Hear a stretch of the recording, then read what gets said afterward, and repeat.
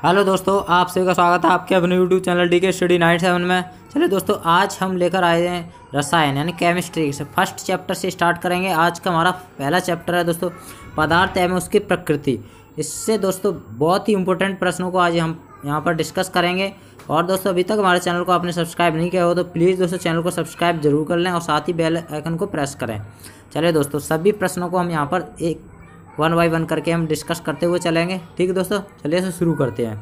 One linear question है, बहुत ही important प्रश्न है। आज का हमारा पहला चैप्टर है जो पदार्थ एवं उसकी प्रकृति। ठीक है दोस्तों, चलिए तो शुरू करते हैं। तो आज का हमारा पहला प्रश्न है। पहला प्रश्न हमारा क्या कह रहा है, देखते हैं दोस्तों। किसके अनुसार सभी पदार्थ अत्यंत सूक्ष्म कणों से बने हैं जिसे परमाणु कहा गया है?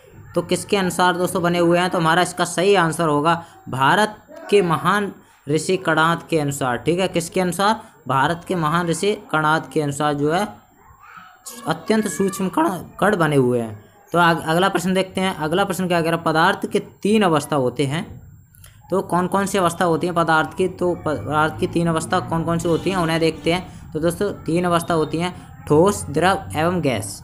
ये जो है 3 अवस्था होती हैं। पदार्थ की चौथी अवस्था है दोस्तों, पदार्थ की एक चौथी अवस्था भी बताई गई है। तो वो चौथी अवस्था कौन सी है? तो चौथी अवस्था देखते हैं।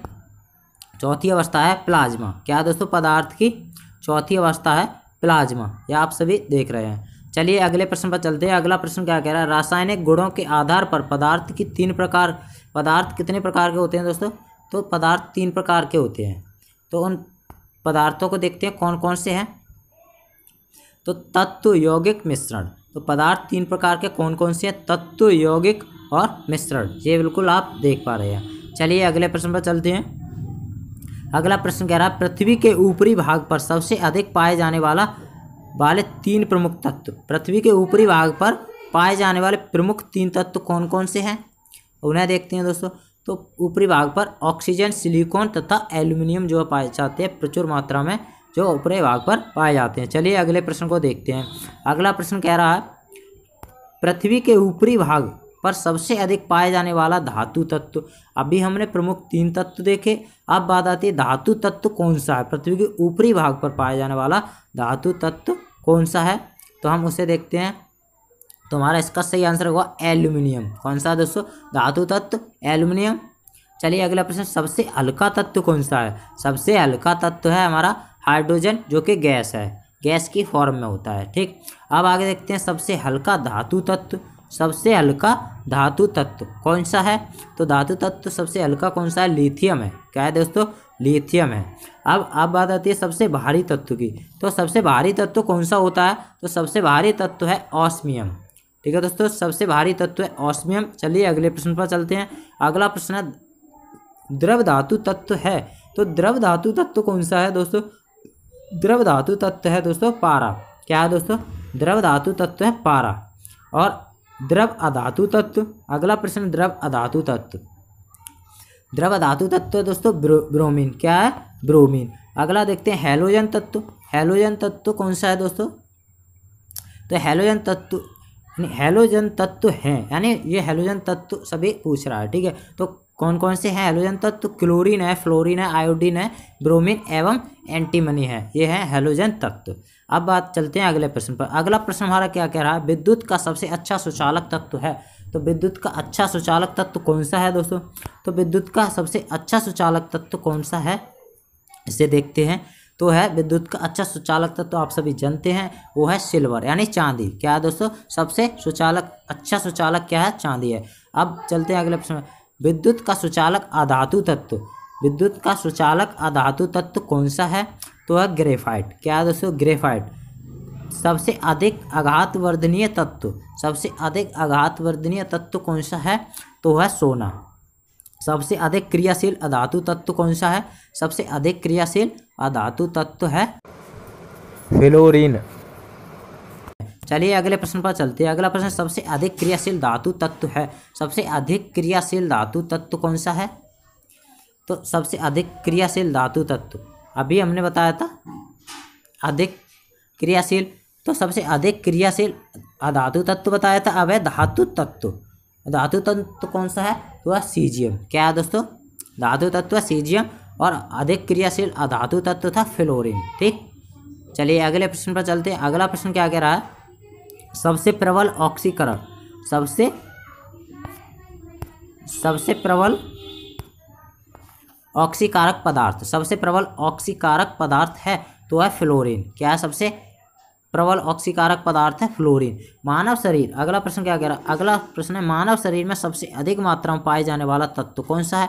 ये बहुत ही आम प्रश्न है, यानी इसे कह सकते हैं आम प्रश्न, ये सब भी जानते हैं। तो सबसे प्रचुर मात्रा में मानव शरीर में क्या पाया जाता है, तो ऑक्सीजन पाई जाती है। ठीक है, चलिए अगले प्रश्न पर चलते हैं। अगला प्रश्न क्या कह रहा है, हड्डियों एवं दांतों का निर्माण करने वाला प्रमुख तत्व है। हड्डियों में दांतों का निर्माण करने वाला प्रमुख तत्व क्या है, तो कैल्शियम है। अगला प्रश्न, वायु किसका उदाहरण है। वायु जो है किसका उदाहरण है, तो मिश्रण का उदाहरण है। जंग किसका उदाहरण है, जंग किसका उदाहरण है, यौगिक का उदाहरण है। और अमोनिया किसका उदाहरण है, और अमोनिया है किसका उदाहरण, तो अमोनिया है दोस्तों यौगिक का उदाहरण है। यानी वायु मिश्रण का उदाहरण है, जंग यौगिक का उदाहरण है, और अमोनिया भी यौगिक का ही उदाहरण है। अगले प्रश्न पर चलते हैं। अगला प्रश्न क्या कह रहा है, सबसे अधिक विद्युत धनात्मक तत्व है, सबसे अधिक विद्युत धनात्मक तत्व कौन सा है, तो है सीजियम। सबसे अधिक विद्युत धनात्मक तत्व कौन सा है, सीजियम है। सबसे अधिक विद्युत ऋणात्मक तत्व, अभी तो धनात्मक था, धनात्मक सीजियम है, तो ऋणात्मक कौन सा तत्व हो जाएगा, तो फ्लोरीन हो जाएगा। क्या हो जाएगा, फ्लोरीन जो है ऋणात्मक है। ठीक, अगले प्रश्न पर चलते हैं। अगला प्रश्न क्या कह रहा है, सबसे अधिक इलेक्ट्रॉन बंधुता वाला तत्व कौन सा, सबसे अधिक इलेक्ट्रॉन बंधुता वाला तत्व है क्लोरीन। ये अभी फ्लोरीन था, अब ये क्लोरीन, क्लोरीन सबसे अधिक इलेक्ट्रॉन बंधुता वाला तत्व है। अगले प्रश्न पर चलते हैं। अगला प्रश्न क्या कह रहा है, वायुमंडल में सबसे अधिक मात्रा में पाया जाने वाला दो प्रमुख तत्व, सबसे अधिक मात्रा में पाया जाने वाला दो प्रमुख तत्व, तो कौन से वायुमंडल में, तो नाइट्रोजन। ठीक है दोस्तों, नाइट्रोजन जो कितने परसेंट है, नाइट्रोजन 78% और ऑक्सीजन 21% है। ये दो तत्व सबसे अधिक मात्रा में वायुमंडल में पाए जाते हैं। अगले प्रश्न पर चलते हैं। अगला प्रश्न क्या है, सबसे कठोर धातु तत्व, सबसे कठोर धातु तत्व कौन सा है, सबसे कठोर धातु तत्व है प्लेटिनम। क्या दोस्तों, सबसे कठोर धातु तत्व प्लेटिनम। अगले प्रश्न पर चलते, सबसे कठोर पदार्थ, सबसे कठोर पदार्थ कौन सा है, तो है हीरा। सबसे भारी गैसीय तत्व, सबसे भारी गैसीय तत्व है रेडॉन। ठीक है, चलिए अगले प्रश्न पर चलते हैं। अगला प्रश्न है, वह अक्रिय गैस जो वायुमंडल में उपस्थित नहीं है, जो अक्रिय गैस, कौन सी अक्रिय गैस है जो वायुमंडल में उपस्थित नहीं है, तो कौन सी है, रेडॉन है। रेडॉन जो है उपस्थित नहीं है वायुमंडल में। अब अगला अक्रिय गैसीय तत्व, अक्रिय गैसीय तत्व हैं कौन कौन से हैं, अक्रिय गैसीय तत्व कौन से हैं, तो है हीलियम है, नियोन है, आर्गन है, क्रिप्टॉन, जेनॉन एवं रेडॉन, ये हैं अक्रिय गैसीय तत्व। अब आता है अक्रिय गैस को और किस नाम से जाना जाता है, अक्रिय गैस को और किस नाम से जाना जाता है, तो जाना जाता है उत्कृष्ट गैस या नोबेल गैस। ठीक है, उत्कृष्ट गैस या नोबेल गैस। चलिए अगले प्रश्न पर चलते हैं। अगला प्रश्न है, भविष्य का धातु किसे कहा जाता है, तो भविष्य का धातु दोस्तों किसे कहा जाता है, तो टाइटेनियम को कहा जाता है। भविष्य का धातु किसे कहा जाता है, टाइटेनियम को कहा जाता है। स्ट्रेटजिक धातु है, तो स्ट्रेटजिक धातु कौन सी है, यूरेनियम है। अब आता है अगला प्रश्न हमारा, मिट्टी के तेल में रखा जाने वाला तत्व, मिट्टी के तेल में रखा जाने वाला तत्व सोडियम। ये सभी जानते हैं, बहुत ही आम क्वेश्चन है दोस्तों। चलिए, तो अगर दोस्तों हमारी वीडियो आप सभी को पसंद आई हो तो प्लीज़ दोस्तों वीडियो को लाइक करें और चैनल को सब्सक्राइब जरूर कर लें, और साथ ही बगल में आने वाले घंटे को भी बजाएं दोस्तों। ठीक, चलिए तो।